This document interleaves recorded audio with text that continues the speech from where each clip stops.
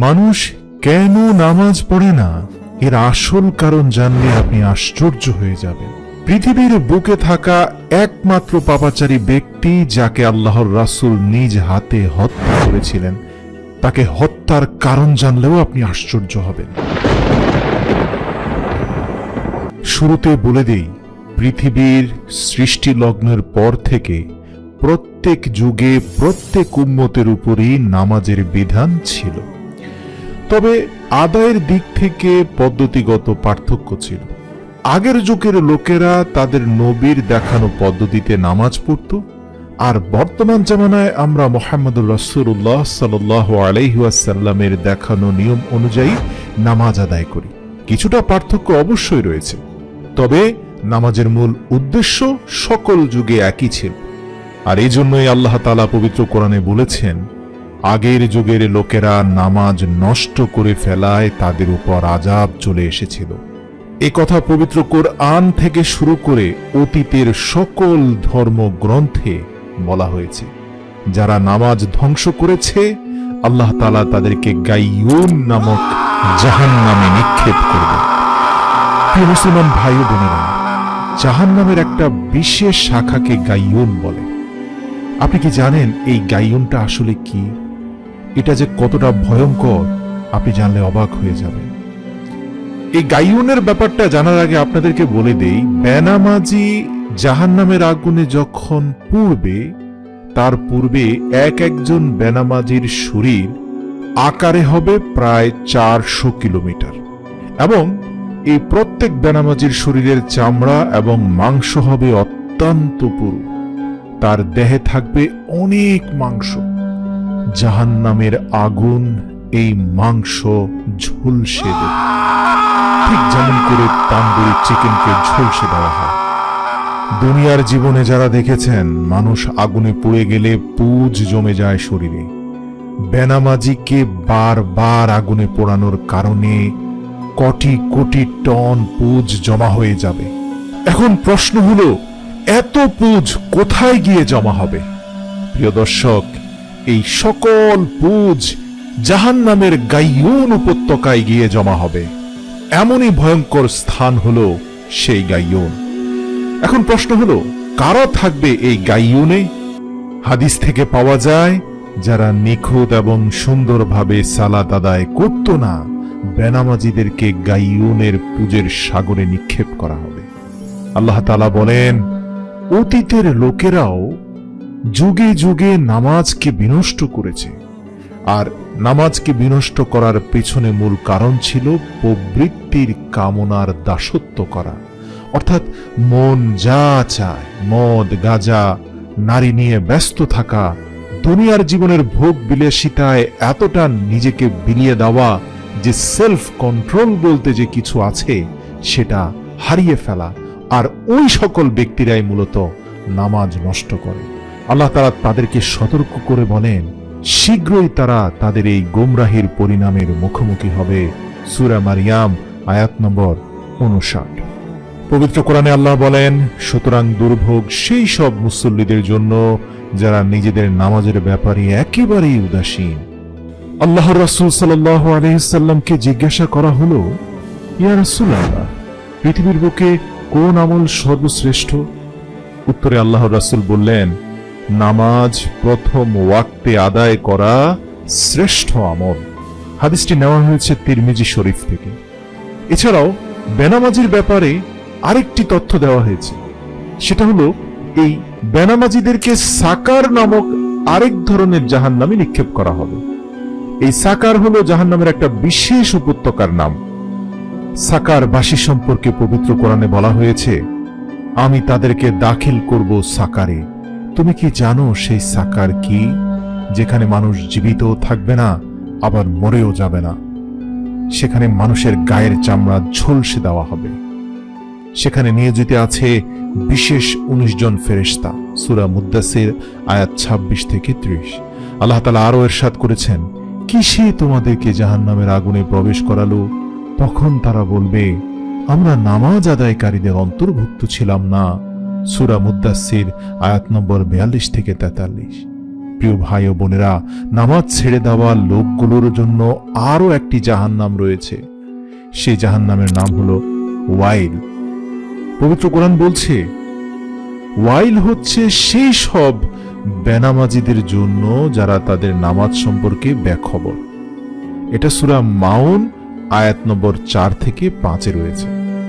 আল্লাহর রাসূল বলেন, ওয়াইল হচ্ছে এমন একটি জায়গা যেখানে জাহান্নামীদেরকে সাপ এবং জীবজন্তু এমন ভাবে খাবে যে কিছুক্ষণ পর তাদের হাড্ডির উপরে আবার পুনরায় মাংস ও চামড়ার আবরণ চলে আসবে।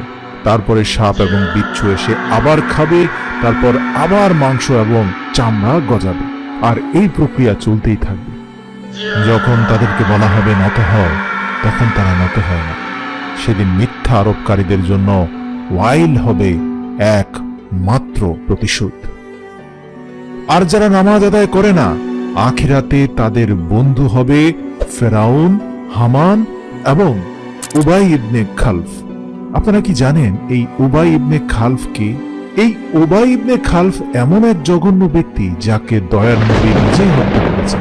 এই পাপাচারী ছাড়া নবী করিম সাল্লাল্লাহু আলাইহি সাল্লাম আর কাউকে নিজ হাতে হত্যা করেননি। এই উবাই ইবনে খালফ সে কখনোই আল্লাহর রাসূলের প্রিয় সাহাবী বেলালকে নামাজ পড়তে দিত না। বেলাল নামাজ পড়তে চাইলে তার হাত পা বেঁধে মক্কার অলিতে গলিতে দুষ্ট যুবকদের লেলিয়ে দিয়ে মার খাওয়াতো, পাথর মারত।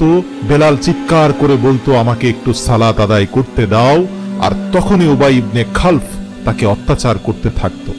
এভাবেই একদিন রাসূল সাল্লাল্লাহু আলাইহি ওয়াসাল্লামের বিরুদ্ধে কঠোর কটূক্তি করে, এত বাজে বাজে কথা বলে যা হয়তো আমি আপনি নিজ কানে শুনতেও পারবো না। সে তা বলেই থামেনি, তলোয়ার হাতে নিয়ে আল্লাহর রাসূল সাল্লাল্লাহু আলাইহি ওয়াসাল্লামকে হত্যা করতে যায়। ধস্তাধস্তির এক পর্যায়ে আল্লাহর রাসূল সাল্লাল্লাহু আলাইহি ওয়াসাল্লামের হাতে নিজ তরবারির আঘাতেই নিহত হয় উবাই ইবনে খালফ। আল্লাহর রাসূল বলেন, উবাই ইবনে খালফ ওয়াইল নামক জাহান্নামের বাসিন্দা হবে।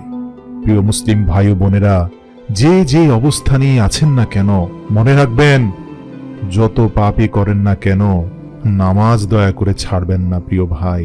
কারণ নামাজ ছেড়ে দিলে আপনি তওবা করেও মাফ পাবেন না। নামাজ এমন এক ইবাদত যা ছেড়ে দিয়ে তওবার পরেও ক্ষমা পাওয়া যায় না, যে পর্যন্ত না আপনি ক্ষতিপূরণ তথা কাজা নামাজ আদায় না করবেন। মনে রাখবেন, নামাজ একদিন আমাদেরকে বদলে দেবে। রাসূল সাল্লাল্লাহু আলাইহি ওয়াসাল্লাম ইরশাদ করেছেন, কাফের এবং ঈমানদারের মধ্যে ব্যবধান হচ্ছে শুধুমাত্র নামাজ। সুতরাং যে ব্যক্তি নামাজ ছেড়ে দেয় সে কুফরি কাজ করে। ইসলামের চতুর্থ খলিফা আলী রাদিয়াল্লাহু তাআলা আনহু বলেছেন যে ব্যক্তি নামাজ পড়ে না সে কাফের। একদিন সকালবেলা আল্লাহর রাসূল সাল্লাল্লাহু আলাইহি সাল্লাম সাহাবীদের সাথে এক বিশেষ স্বপ্নের আলোচনা করছিলেন। রাসূল সাল্লাল্লাহু আলাইহি সাল্লাম বলেন, আজ রাতে আমার কাছে দুজন আগন্তুক এসেছিল। তারা আমাকে বলল, আমাদের সঙ্গে চলুন। আমি তাদের সঙ্গে গেলাম। আমরা এমন এক লোকের কাছে পৌঁছালাম যে চিত হয়ে শুয়েছিল। অন্য এক ব্যক্তি পাথর নিয়ে তার সামনে দাঁড়িয়ে আছে।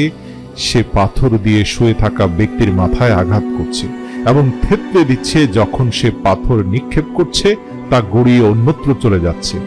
লোকটা গিয়ে পাথরটি পুনরায় তুলে নিচ্ছে এবং তা নিয়ে ফিরে আসার সঙ্গে সঙ্গে যে লোকটির মাথা থেতলে দেওয়া হয়েছে তা পূর্বের মতো আবার সুস্থ হয়ে গেল। সে আবারও ওই লোকটির মাথা থেতলে দিচ্ছে। রাসূল সাল্লাল্লাহু আলাইহি সাল্লাম বললেন, একই ঘটনা আমি পুনরাবৃত্তি দেখতে পেলাম। আমি আমার সঙ্গে দুজনকে জিজ্ঞাসা করলাম, আল্লাহু আকবার, এরা কারা?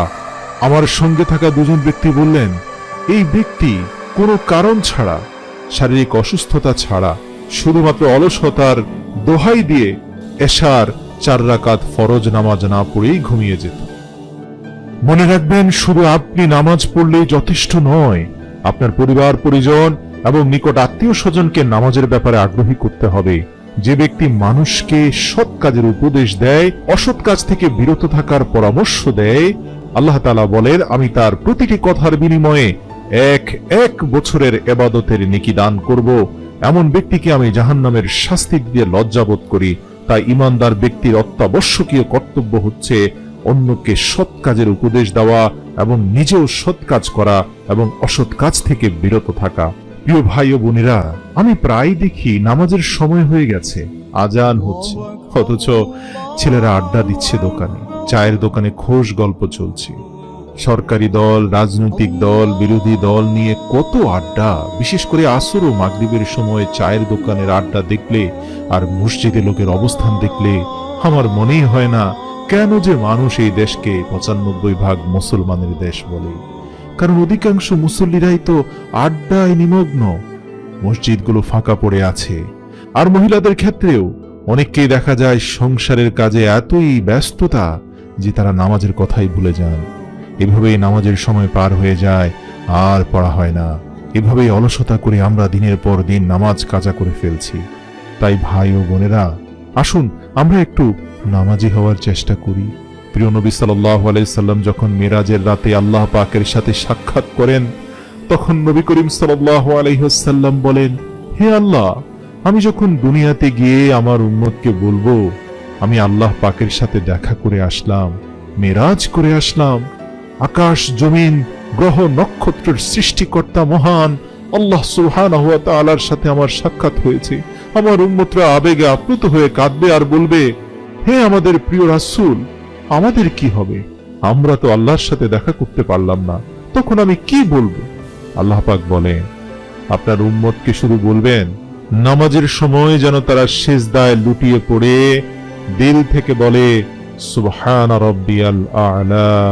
প্রশংসার সাথে রবের শ্রেষ্ঠত্ব যখন তারা ঘোষণা করবে, তখন আমি নিজেই গিয়ে তাদের সাথে সাক্ষাৎ করে আসব, তাদের কলবে গিয়ে উপস্থিত হব। সুবহানাল্লাহ।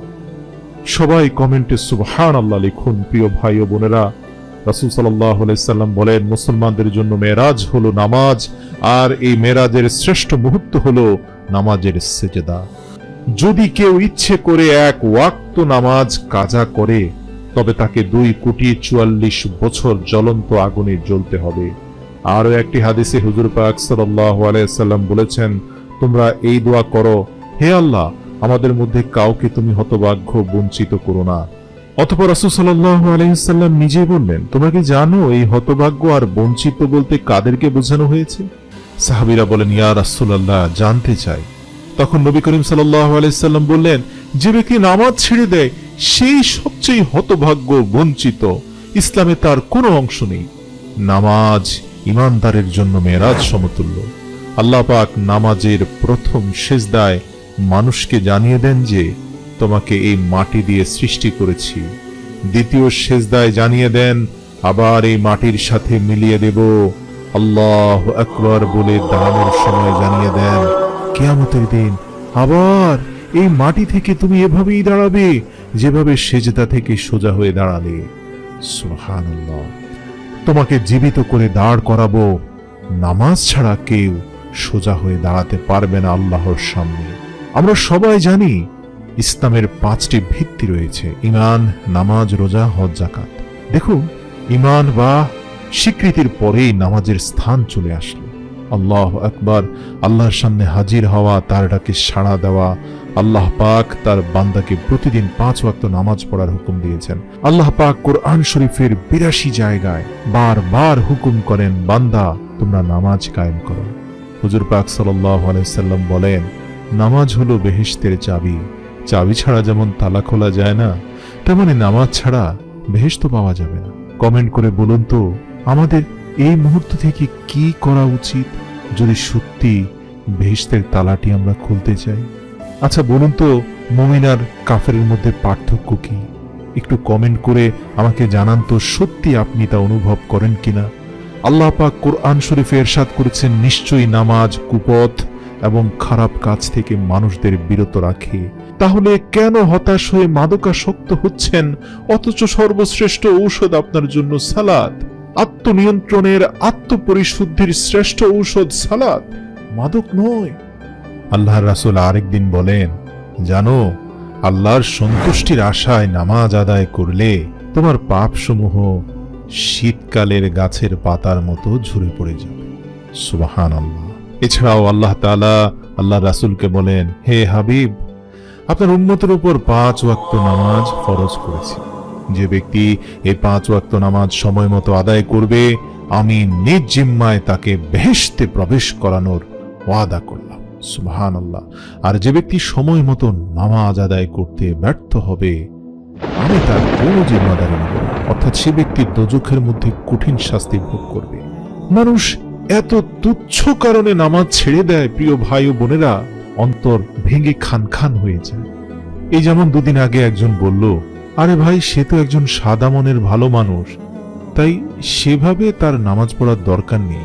আবার কেউ বলে, ভালোভাবে নামাজ পড়লে মানুষ তাকে জঙ্গিবাদী মোল্লা বলে, তাই নামাজ না পড়াই ভালো। আবার কেউ তো নির্লজ্জের মতো বলে, ধুর, নামাজ পড়ে কি হয়েছে? আল্লাহ আমাকে কি দিয়েছেন? আল্লাহ তো কিছুই দান করেননি, দামি বাড়ি, দামি গাড়ি, কিছুই না। আরবের শেখদের কত কি, তারা নামাজ পড়ুক, আমাদের পড়ার দরকার নেই। 4 নম্বর পয়েন্টটা বলি। আবার অনেকেই ভাবে তার অনেক কাজ, বেকারদের মতো 5 ওয়াক্ত নামাজ পড়ার সময় তার নেই। 5 নম্বর পয়েন্টটা কি জানেন? আবার কেউ কেউ ভাবে মনের নামাজই আসল নামাজ, হুজুরদের মতো মসজিদে লোক দেখানো নামাজের দরকার নেই। কত হুজুর নামাজ পড়েও তো দেখি কত আকাম কুকাম করে বেড়ায়। 6। আবার কেউ কেউ সারাদিন বাইরে কাজে ব্যস্ত থাকে, আর যখন বলবেন যে ভাই আসুন না নামাজটা পড়ি, তখন একটা মিষ্টি হাসি দিয়ে বলবে, এই ভাই একটু কাপড়টা পরিষ্কার না, কাপড় ঠিক নেই, আপনি যান, আপনি যান। 7। কেউ ভাবে তার বয়স কম, বৃদ্ধ হলে নামাজ কালাম ধরবে, যৌবন এখন উপভোগ করার সময়। 8। আবার কেউ ভাবে আমি কোনো খারাপ কাজ করি না, আমার কোনো পাপ নেই, তাই আমার নামাজ পড়ার দরকার নেই। 9। অনেক মানুষ আছে নামাজ পড়ে আবার খারাপ কাজ করে, সেভাবে আমি খারাপ কাজ করি না। অনেক মানুষকে হর হামেশায় বলতে শোনা যায়, আরে ভাই, নামাজ পড়েও তো দেখেছি কত খারাপ কাজ করে বেড়ায় মানুষ, দেখুন ভাই, আমি নামাজও পড়ি না, খারাপ কাজও করি না। 10। কেউ কেউ বলে, ভাই, জামানা চেঞ্জ হয়ে গেছে, আপনি জান্নাতে যাইতে পারবেন না, চারপাশে যত অপরাধ হচ্ছে তার কোনো ক্ষমা নেই, তাই ক্ষমার আশা ছেড়ে দিয়ে নামাজ পড়া বাদ দিয়ে দিয়েছে। আবার কেউ কেউ ভাবে, আমি তো বিরাট শিক্ষিত, উচ্চ বংশের ধনী মানুষ, সাধারণ গরিবের মতো তালিওয়ালা জামা পরে এই সকল মোল্লাদের সাথে নামাজ পড়া আমাকে মানায় না। 12। অনেকে চিন্তা করে, নামাজে মন বসে না ভাই, তাই নামাজ পড়ি না, যখন নামাজে মন বসবে তখন পড়ব নে। 13। অনেকেই সকালে ঘুম থেকে উঠতে পারেন না বলে ফজরের নামাজ পড়েন না, এই দোহাতে আবার বাকি নামাজগুলো পড়েন না, বলেন যে ভাই, প্রথম নামাজ মিস হয়ে গেছে, বাকিগুলো পড়ে কি লাভ, জাহান্নামে তো যাবই। আবার অনেকে আছে ফজর মিস দেন, বাকি 4 ওয়াক্ত পড়েন। 14। অনেকে বলে 5 ওয়াক্তে এত রাকাত নামাজ কষ্ট লাগে ভাই, তাই পড়ি না, এত বেশি পড়তে পারবো না, মাঝে মাঝে 2-1 ওয়াক্ত পড়ি, আর জুমার নামাজটা ভাই আমি পড়ি। 15। অনেককে বলতে শোনা যায়, শুক্রবারে জুমার নামাজ পড়লেই হয়, এতেই চলে, এত বেশি নামাজ পড়তে হয় না। 16। অনেককে এমনও বলতে শোনা যায়, আমার পীর আছে, পীরের তরিকায় চলি, আপনাদের মতো ভাই 5 ওয়াক্ত নামাজ আমার পড়তে হয় না। 17। অনেকে আবার সূরা, নিয়ত ইত্যাদি জানে না, তাই নামাজও পড়ে না, বলে যে ভাই, আমি নামাজের নিয়ম কানুন জানি না, শেখারও ইচ্ছা নেই, পড়বো না। 18। অনেকে আবার নিয়ত করে সামনের বছর হজ করে একেবারে পাক্কা নামাজি হয়ে যাব, বারবার ধরা ছাড়া ভালো না। 19। অনেকে আবার বলেন, হুজুর বলেছে যার ঈমান আছে সেই বেহেশতে প্রবেশ করবে, নামাজের দরকার কি, আর এজন্যই অনেকে নামাজ পড়ে না। আবার দেখবেন অনেকে বাবা দাদাদের দোহাই দেয়, বলে যে আমার বাবা নামাজ পড়তো না, আমিও পড়বো না, পড়বো তবে বৃদ্ধ হলে পড়বো। 21। কেউ কেউ বলে নামাজি হুজুররা হলো জঙ্গি, তাই আমি নামাজ পড়ি না। 22। কেউ কেউ বলে বাবা মা নামাজ শিক্ষা, রোজা শিক্ষা দেয়নি, তাই পড়ি না। 23। অনেক মুসলমান আছেন, তারা বলেন নামাজ পড়ে কি লাভ ভাই, কোনো লাভ নেই, ভাগ্যে যদি বেহেশত থাকে এমনি পাবেন, নামাজ টামাজ লাগবে না। 24। কেউ কেউ বলে স্কুল কলেজ বিশ্ববিদ্যালয়ের প্রগতিশীল তাদের দেখা শ্রেষ্ঠ শিক্ষকেরা বলেছেন, ভালো মানুষ হতে নামাজি হতে হয় না, ভালো মানুষ তার মনের সিদ্ধান্তেই হতে পারে। 25। অনেক দলের নেতাকর্মীরা বলেন সমাজের গুণীজন নেতা, সুশীল, মানবতাবাদী, সংস্কৃতিবাদী সবাই বেনামাজি, তাই আমিও নামাজ পড়ি না। তবে প্রিয় মুসলমান ভাই ও বোনেরা, নামাজ না পড়ার কারণ যাই হোক না কেন, বেনামাজির জন্য অপেক্ষা করছে জাহান্নাম।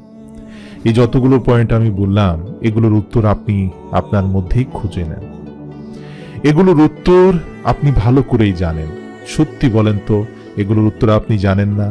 অবশ্যই জানেন, কিন্তু জেনে শুনে গা যদি ভাসিয়ে দিয়ে থাকেন এই পয়েন্টগুলোর সাথে, তাহলে জেনে রাখবেন আল্লাহর সাথে চালাকি করে কোনো দিন পার পাবেন না।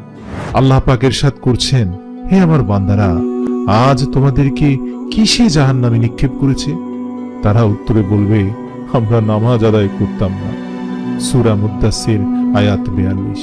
কিন্তু দুঃখজনক হলেও সত্য যে নিজেদের মুসলিম বলে দাবি করলেও এই গুরুত্বপূর্ণ ইসলামের স্তম্ভ নামাজ সম্পর্কে আমরা অনেক মুসলিম আজ এতই উদাসীন যে ঈমানের পরে নামাজের স্থান, সেই নামাজের স্থান যে কোথায় কোথায় ফেলে এসেছি তা ভালো করে খুঁজেও পাচ্ছি না। এই উদাসীনতার অন্যতম কারণ হলো নামাজের গুরুত্ব এবং প্রয়োজনীয়তা অনুধাবনে ব্যর্থ হওয়া। এত মসজিদ ঢাকা শহরে, কিন্তু জুমা ছাড়া মসজিদগুলো কেন ফাঁকা?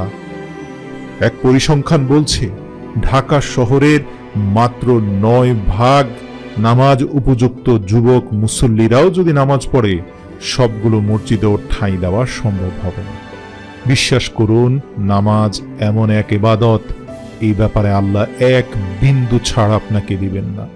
নামাজের ব্যাপারে আল্লাহর কঠোর অবস্থান যদি আপনি জানতেন, আজ থেকেই হয়তো নামাজের সিদ্ধান্ত নিতেন, পিঁপড়ার মতোই মসজিদ কামড়ে পড়ে থাকতেন, কোনোভাবেই নামাজ ছেড়ে দিতেন না। নামাজ সম্পর্কে মুসলমানদের উদাসীনতার আরেকটি অন্যতম কারণ হলো নামাজ নিয়ে প্রচলিত অসংখ্য ভুল ধারণা, যেগুলো নামাজের সহজ নিয়মগুলোকে কঠিন করে ফেলে। যেমন অনেক মানুষ এমন দেখা যায় যে সে দোয়া কুনুত জানে না। এখন দোয়া কুনুত মোটামুটি একটা বড় দোয়া, শিখতে হয়তো মাসখানেক সময় তার লেগে যাবে, যেহেতু সে আরবি ভাষায় দক্ষ না। পুরো বিষয়টাই তাকে মুখস্থ করতে হবে। তো এই দোয়া কুনুত না জানার কারণে সে পুরো এশার নামাজ বাদ দিচ্ছে। আমার সাথে দেখা হয়েছিল এমন একজন ভাই, তিনি বললেন, আমি দোয়া কুনুত জানি না, তাই এশার নামাজ বাদ দিচ্ছি ভাই, শুধু ওই 4 ওয়াক্ত পড়ছি, আল্লাহ যদি মাফ করে। অথচ বিশ্বাস করুন, দোয়া কুনুত ভিতর নামাজের জন্য অপরিহার্য অংশ নয়। আপনি দোয়া কুনুত ছাড়াও ভিতরের নামাজ পড়লে ভিতরের নামাজটা একেবারে বাতিল হয়ে যাবে না, আপনি সওয়াব কম পাবেন। এমনকি ভেতরের নামাজ এশার নামাজেরও অংশ নয়। মানে আপনি ভেতরের নামাজ না পড়েও যদি এশার নামাজ পড়েন, তাহলে এশার নামাজ আল্লাহর দরবারে কবুল হবে। এটা একটা ভিন্ন নামাজ। বাস্তবতা হলো নিয়মিত 5 ওয়াক্ত নামাজ পড়া খুব কঠিন কোনো কাজ নয়। কিন্তু আমরা অনেকেই ছোটবেলায় হুজুরের কাছে যখন নামাজ পড়া শিখেছিলাম, তখন হয়তো অনেক কিছু ভুল শিখেছিলাম। এই যেমন ধরুন, নাওয়াইতু আন উসাল্লি আলিল্লাহি তাআলা, এভাবে আরবি নিয়ত যে পর্যন্ত না শিখেছে সেই পর্যন্ত হুজুরের বেধড়ক পিটানি তো আছেই। আর এই সকল মারধরের মাধ্যমে যে নিয়ত শেখানো হয়েছে, বড় হয়ে জানতে পারলাম নিয়ত একটা আত্মিক সিদ্ধান্ত, অন্তরের সিদ্ধান্ত। এরকম আরবিতে এটাকে লম্বা করে পড়তেই হবে এমন কোনো কথা নেই। ইভেন আপনি যদি বাংলায় বলেন যে আমি 4 রাকাত এশারের ফরজ নামাজ আদায় করতে যাচ্ছি, আল্লাহু আকবার, ব্যাস এতটুকুই যথেষ্ট। অথবা কিচ্ছু না বলে যদি মনে মনে স্মরণ করেন, এখন তো আমি 4 রাকাত এশার ফরজ নামাজ আদায় করতে যাচ্ছি, জাস্ট মনে স্মরণ করলেন, ঠোঁটে আওড়ালেন না, তাও কিন্তু নামাজ হয়ে যাবে। সুবহানাল্লাহ। তো এই যে নামাজকে কঠিন করার পদ্ধতি যুগ যুগ থেকে আমাদের সমাজে চলে এসেছে, এইসবের বিরুদ্ধে শক্ত অবস্থান নিতে হবে। নামাজকে সহজভাবে মানুষের সামনে উপস্থাপন করতে হবে। কোনো মানুষ সে যদি নামাজের ব্যাপারে অনীহা প্রকাশ করে, সে যদি বলে নামাজ অনেক লম্বা হচ্ছে, রাকাতগুলো অনেক লম্বা হয়ে যাচ্ছে, না না আমি এত নামাজ পড়তে পারবো না, তাকে অন্তত বলুন, ভাই আপনি ফরজটা পড়ুন, শুরুর দিকে ফরজটা পড়তে বলুন, সহজ করে বুঝান, তার জন্য সহজ করে দিন, সবার জন্য না, শুধু তার জন্য সহজ করে দিন। দেখবেন আস্তে আস্তে সে সুন্নতের প্রতিও ভালোবাসা সৃষ্টি হচ্ছে। বিশ্বাস করুন, নামাজ এমন এক আত্মার পরিশুদ্ধি এবং প্রশান্তির ইবাদত, যার আনন্দ এবং স্বাদ আপনি পেয়ে গেলে আর ছাড়তে চাইবেন না। তাই শুরুর দিকে নামাজকে সবার জন্য সহজ করে উপস্থাপন করুন। অনাগ্রহীদেরকে বলুন শুধু যেন ফরজগুলো অন্তত পড়ে। মানে হচ্ছে ফজরের 2 রাকাত, জোহরের 4 রাকাত, আসরের 4 রাকাত, মাগরিবের 3 রাকাত, এশার 4 রাকাত। ব্যাস, ওগুলো সুন্দর করে পড়তে বলো, ধীর স্থিরভাবে সূরাগুলো পড়তে বলো। ধীরে ধীরে আস্তে আস্তে দেখবেন সে সুন্নতগুলো আদায় করা শুরু করেছে, এমনকি সে রাত জেগে তাহাজ্জুদ হয়তো পড়ছে। এছাড়াও আমাদের দেশে বিকৃত নামাজ ও অন্যান্য শিক্ষা সংক্রান্ত বইগুলো জাল হাদিস আর মন গড়া নিয়ম কানুনে ভরপুর।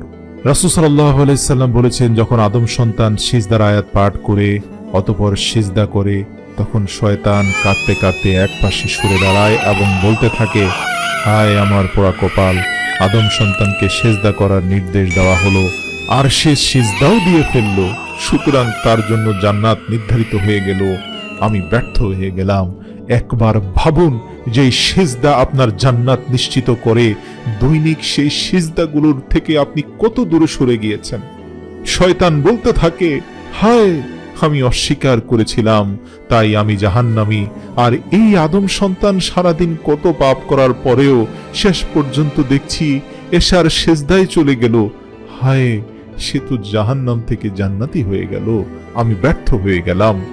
এই হাদিসটি নেওয়া হয়েছে মুসলিম শরীফ থেকে। আব্দুল্লাহ ইবনে মাসউদ রাদিয়াল্লাহু থেকে বর্ণিত, রাসূল সাল্লাল্লাহু আলাইহি সাল্লাম বলেন, যেন আমার নিকট কোন কাজটি সবচেয়ে বেশি প্রিয়? সাহাবীরা মাথা নেড়ে জানতে চাইলে আল্লাহর রাসূল বলেন, সময় মতো নামাজ আদায় করা, এটাই আমার কাছে সবচেয়ে প্রিয়। মুসলিম শরীফ থেকে হাদিসটা নেওয়া হয়েছে। আমরা অনেকেই হয়তো জানি না নামাজ পড়লে বিভিন্ন ধরনের উপকারিতা রয়েছে, অনেক রোগ থেকে আমরা আমাদেরকে রক্ষা করতে পারি। আপনি তো জানেন নামাজের শ্রেষ্ঠতম অংশ হচ্ছে সেজদা, যে সময় সরাসরি আল্লাহর সাথে বান্দার কলবে কানেকশন হয়ে যায়। এক নামাজে সেজদা অনেকগুলো শারীরিক সমস্যা থেকে আমাদের মুক্তি দেয়। সেজদাতে ব্রেন এবং আমাদের মুখের টিস্যুগুলোতে স্বাভাবিকের চাইতে বেশি রক্ত সঞ্চালিত হয়, যেটা অনেক রোগ প্রতিরোধে সাহায্য করে। ব্রঙ্কাইটিস হওয়ার সম্ভাবনা অনেকাংশে কমে যায়।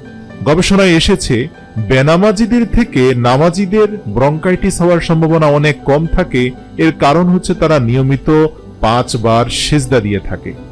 এর কারণ হচ্ছে তারা নিয়মিত অন্তত 20 বারেরও অধিক সিজদা দিয়ে থাকে। সিজদা করলে ফুসফুসেরও বিভিন্ন রোগ হওয়ার সম্ভাবনা কমে যায়। 2 নামাজের রুকুতে যাওয়া কিংবা সিজদায় যাওয়ার মাধ্যমে যে অঙ্গভঙ্গি আমরা করি, তা আমাদের মেরুদণ্ডের L5 এবং L3, যেখানে মূলত ব্যাক পেইন ক্রিয়েট হয়, সেই সমস্যার সমাধান করে দেয়, যার কারণে আমরা হার্ট, কিডনি থেকে শুরু করে অনেকগুলো প্রবলেম থেকে বেঁচে যাই। বিশ্বাস করুন, বেনামাজিদের হাসপাতালগুলোতে গিয়ে খবর নিয়ে জানুন, পশ্চিমা দেশে বেনামাজিদের সেই সকল লাইফস্টাইলকে দেখুন, কত ভয়ঙ্কর রকমের রোগে আক্রান্ত, যা হয়তো মুসলিমদের মধ্যে নেই।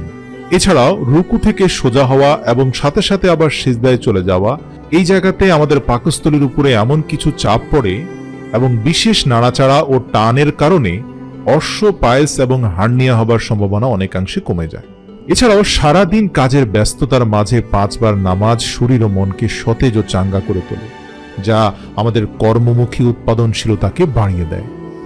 শরীরের ভেতরে আলসেমি দূর করে এই নামাজের জন্য 5 বার ওযু শরীরের ময়লা দূর করে, যা বিভিন্ন রোগ হওয়ার সম্ভাবনা কমিয়ে দেয়।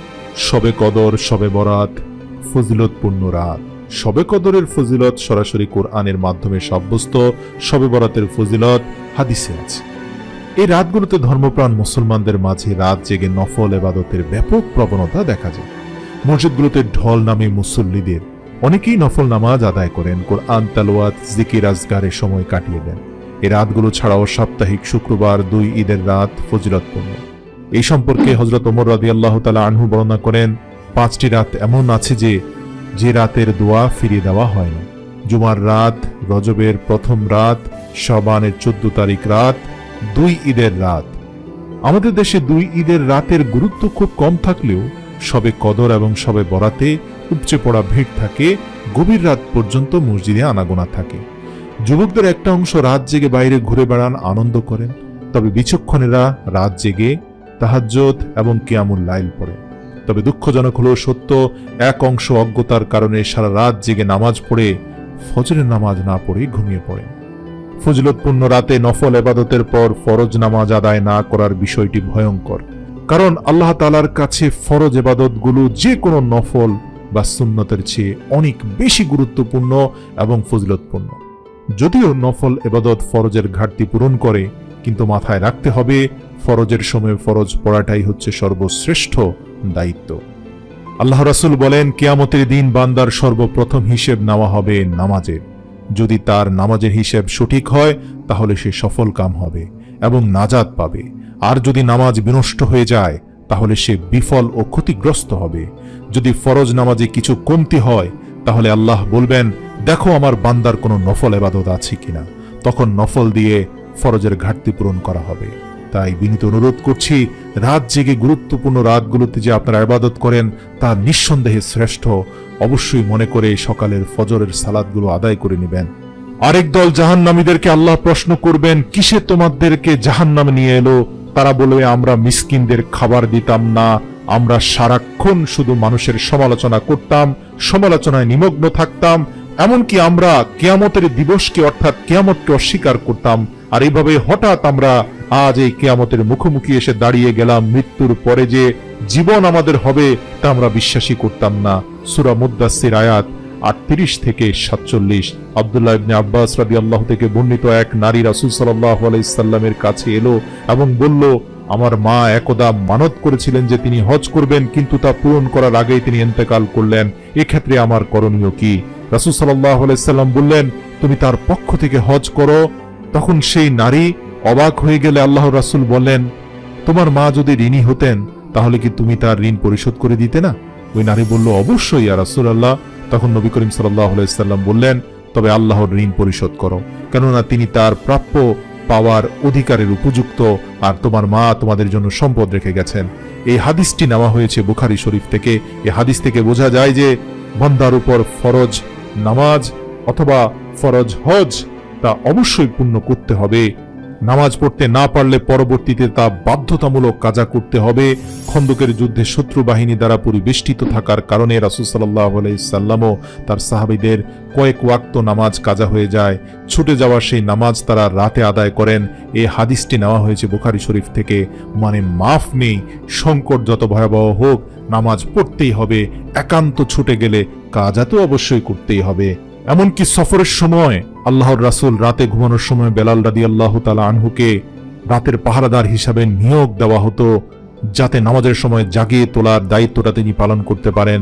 এরপর সবাই ঘুমিয়ে পড়লে বেলালও গভীর ঘুমে আচ্ছন্ন হয়ে পড়লেন। ফলে সবার নামাজ কাজা হয়ে গেল। সূর্যের কিরণ নবী করিম সাল্লাল্লাহু আলাইহি সাল্লামের দেহ মোবারকে পড়তেই তিনি জেগে উঠলেন। অতঃপর সবাইকে নিয়ে ফজরের নামাজ কাজা করলেন। এই হাদিসগুলো থেকে পরিষ্কার বোঝা যাচ্ছে নামাজ ভুল ক্রমে সংকটময় পরিস্থিতিতে মিস হতেই পারে, কিন্তু কাজার ক্ষেত্রে যেন গড়িমসি না হয়।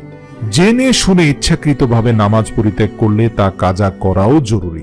তবে এক্ষেত্রে অনেকের ধারণা যে সারাদিন নামাজ না পড়ে রাতের বেলা সবগুলো পড়ে নিব। মনে রাখবেন, আল্লাহ রাব্বুল আলামিন আপনার অন্তরের খবর জানেন। আল্লাহ তাআলা আপনার পুরো দেহে এত নিয়ামত ঢেলে দিয়েছেন, চোখ, নাক, কান, এই সকলের শুকরিয়া স্বরূপ দৈনিক 5 বার তার নিকট কৃতজ্ঞতা প্রকাশ আপনি করবেন, এটা আল্লাহ তাআলা চান। আপনি যদি সেখানে গড়িমসি করেন, কখন যে কোন বিপদে পড়েন, পরে হতাশায় পড়তে পারেন। মনে রাখবেন, সঠিক সময়ে নামাজটা পড়ে নিন, এটা আল্লাহর হক। মনে রাখবেন, মৃত্যুর আগেও যদি আপনার আপনজন নামাজ কাজা করে গিয়ে থাকে, জীবনের শেষ মুহূর্তে ফিদিয়া বা ক্ষতিপূরণ দেওয়ার মাধ্যমে তাদেরকে আপনাকে মুক্ত করতে হবে। নামাজের ফিদিয়া হলো প্রত্যেক ওয়াক্তের জন্য 2.25 সের গম বা আটা অথবা এর বাজার মূল্য গরিব মিসকিনকে খাইয়ে দিতে হবে, পরিশোধ করতে হবে, অথবা টাকা দিয়ে দিতে হবে, অথবা একজন গরিবকে 2 বেলা তৃপ্তি সহকারে খাবার খাওয়াতে হবে। তবে দুটি কাজ একসাথে করা হলে সেটা হচ্ছে শ্রেষ্ঠ। মনে রাখবেন, নামাজ নিয়ে আল্লাহর সাথে চালাকি করবেন না। নামাজ না পড়ার পরিণতি সম্পর্কে সতর্ক করে কোরআনে মুনাফিকদের কপটতার নানান দিক তুলে ধরা হয়েছে। এক স্থানে আল্লাহ বলেন, নিশ্চয়ই মুনাফিকরা আল্লাহর সঙ্গে ধোঁকাবাজি করে, অথচ তিনি তাদেরকে ধোঁকায় ফেলছেন। আর তারা যখন নামাজে দাঁড়ায় তখন অলসতার সাথে দাঁড়ায়, তারা মানুষকে দেখায় আর আল্লাহকে খুব সামান্যই স্মরণ করে। সূরা নিসা আয়াত 142। এই আয়াতে আল্লাহ পাক মুনাফিকদের 4টি চরিত্র তুলে ধরেছেন। 1, তারা আল্লাহর সঙ্গে ধোঁকাবাজি করে, কিন্তু কথা হলো আল্লাহকে ধোঁকা দেওয়ার কোনো সুযোগ নেই, তিনি সর্বজ্ঞ। কিন্তু মুনাফিকরা কপটতা করে, মনে করে তারা আল্লাহকে ধোঁকা দিয়ে ফেলেছে। আল্লাহ তাআলা তাদের অন্তরের খবর জানেন, যার কারণে আল্লাহ তাআলা তাদেরকে কঠিনভাবে পাকড়াও করবেন। মুনাফিকদের নামাজের আরেকটি বৈশিষ্ট্য হচ্ছে নামাজটা তাদের কাছে একটা বোঝা। নামাজের মধ্যে খুব কমই তারা আল্লাহকে স্মরণ করে, অথচ নামাজ হচ্ছে আগাগোড়া আল্লাহর জিকির ও স্মরণে পরিপূর্ণ। সুতরাং তাদের নামাজ থেকে আন্দাজ করা যায় এই নামাজ লোক দেখানো নামাজ। কত উদাসীনতার সাথে তারা নামাজগুলো পড়ে। আল্লাহ পাক অন্যত্র বলেছেন তাদের দান কবুল হওয়ার ক্ষেত্রে বাধা কেবল এটা যে তারা আল্লাহ ও তার রাসূলের সঙ্গে ধোঁকাবাজি করছে এবং তারা নামাজের চরম অলসতা প্রদর্শন করছে। মুনাফিক এবং কাফেরের মধ্যে একমাত্র পার্থক্য হলো কাফেরেরা অন্তরে যা মুখেও তা, কিন্তু মুনাফিকরা অন্তরে কাফের কিন্তু মুখে মুসলমানের লেবাস পরে থাকে। এই যেমন ধরুন, মুনাফিকরা চরম অলসতার মধ্যেও নামাজে এসে গড়িমসি করে, চরম অনিচ্ছা থাকা সত্ত্বেও আল্লাহর রাস্তায় ব্যয় করে। এই জন্য আল্লাহ তাআলা পবিত্র কোরআনে বলেছেন, দুর্ভোগ সেই নামাজির যারা নামাজ সম্পর্কে উদাসীন, নামাজে এসে নামাজটাকে মনে হয় যেন একটা খেল তামাশা বানিয়ে ফেলেছে। সূরা মাউন আয়াত 4 থেকে 7। এখানে আল্লাহ পাক মুনাফিকদের দুর্ভোগের ব্যাপারে সতর্ক করেছেন যারা নামাজ সম্পর্কে উদাসীন। নামাজের প্রতি উদাসীনতা আল্লাহর সাথে বেয়াদবির শামিল। মনে রাখবেন, নামাজ দম্ভ এবং অহংকারকে শেষ করে দেয়। নামাজি ব্যক্তি সবচেয়ে নম্র এবং ভদ্র হয়। পক্ষান্তরে ঈমান ও নামাজ থেকে বিমুখ থাকা আল্লাহর কাছে অতি নিন্দনীয় এবং এর পরিণতি ভয়াবহ। আল্লাহ পাক পবিত্র কোরআনে হযরত জাকারিয়া আলাইহিস সালাম, হযরত ইয়াহিয়া আলাইহিস সালাম, হযরত মূসা আলাইহিস সালাম, হযরত ঈসা আলাইহিস সালাম, হযরত হারুন আলাইহিস সালাম, হযরত ইব্রাহিম আলাইহিস সালাম, হযরত ইসমাঈল আলাইহিস সালাম, হযরত ইসহাক আলাইহিস সালাম এবং হযরত ইদ্রিস আলাইহিস সালামের আলোচনা করেছেন। তারা সবাই আল্লাহর মনোনীত বান্দা এবং নবী ছিলেন। তাদের আলোচনার শেষে আল্লাহ পাক ইরশাদ করেছেন, তাদের পরে এমন অযোগ্য স্থলাভিষিক্ত হলো যারা নামাজকে নষ্ট করে ফেলল এবং নামাজ বিনষ্ট হওয়ার কারণে তারা গোমরাহি এবং পথভ্রষ্টতায় নিবেদিত হলো। তার মানে হচ্ছে নামাজ ছেড়ে দেওয়ার পরেই মূলত মানুষ সিরাতাল মুস্তাকিম তথা সরল সঠিক পথ থেকে বিচ্যুত হয়ে যায়, গোমরাহ হয়ে যায়। নামাজ ছেড়ে দেওয়ার মাধ্যমে মানুষ ভোগবিলাসী হয়ে যায়, প্রবৃত্তির কামনা বাসনায় মেতে ওঠে। কারণ এই সব কিছুর সেলফ কন্ট্রোল বা নিজের উপর নিজের নিয়ন্ত্রণ প্রতিষ্ঠা করায় সবচেয়ে ভূমিকা পালন করে নামাজ। নামাজ ছেড়ে দিয়েছেন তো আপনার নিজের নিয়ন্ত্রণ আপনি নিজেই হারিয়েছেন। আল্লাহ রাব্বুল আলামিন যেন মৃত্যুর আগের দিন পর্যন্ত নামাজকে শক্ত করে আঁকড়ে ধরে রাখার তৌফিক দান করে। কারা কারা আমার সাথে একমত তারা অবশ্যই কমেন্ট সেকশনে আপনার নিজের শপথ বাক্যটি কমেন্ট করে যান। আমা তাওফিক ইল্লা বিল্লাহ।